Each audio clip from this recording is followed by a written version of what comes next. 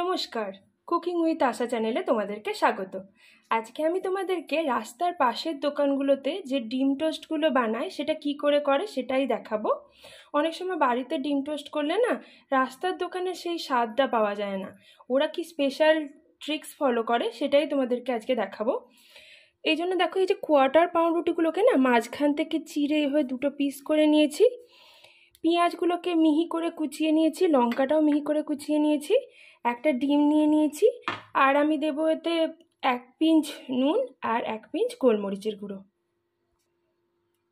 প্রথমে আমি পেঁয়াজ আর লঙ্কাটাকে এখানে নিয়ে নেব।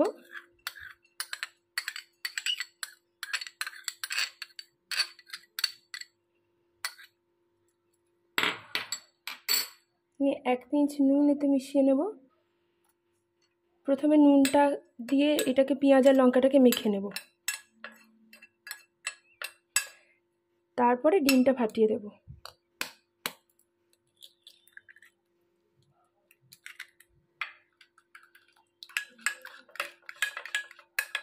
দিয়ে ভালো করে গুলে নেব।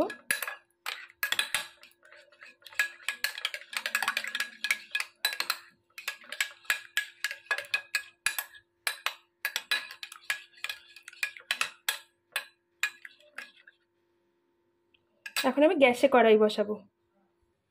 গ্যাসে আমি কড়াই বসিয়ে দিয়েছি। এখন এতে আমি 2 টেবিল চামচ সর্ষের তেল দিয়ে দেব। বাড়িতে আমরা যখন করি না তখন রিফাইন তেল দিয়ে করি, ওই কারণে কিন্তু আমাদের রাস্তার দোকানের মতন সেই টেস্টটা আসে না। ওরা সর্ষের তেল দিয়ে করে। এখন তেলটা গরম হতে দেব। তেলটা গরম হয়ে গেছে, এখন এতে ডিমটা ঢেলে দেব।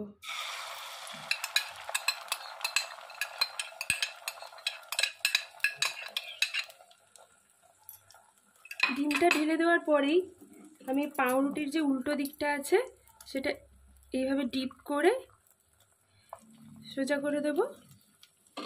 আবার এখানেও তাই করব, এইভাবে ডিপ করে এটা সোজা করে দেব।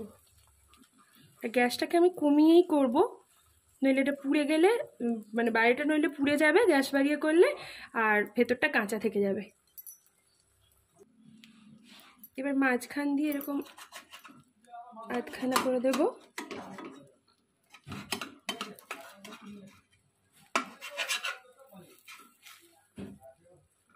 দিয়ে উল্টে দেব।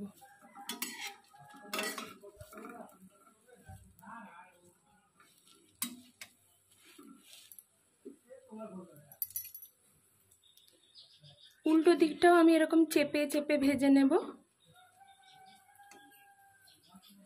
ভেজে নিয়ে আবার উল্টে দেব।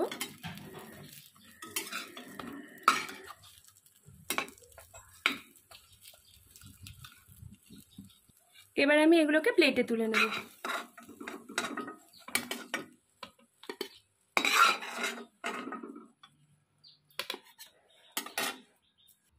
প্লেটে তুলে নেওয়ার পর না ওরা এরকম পিস পিস করে কেটে দেয়।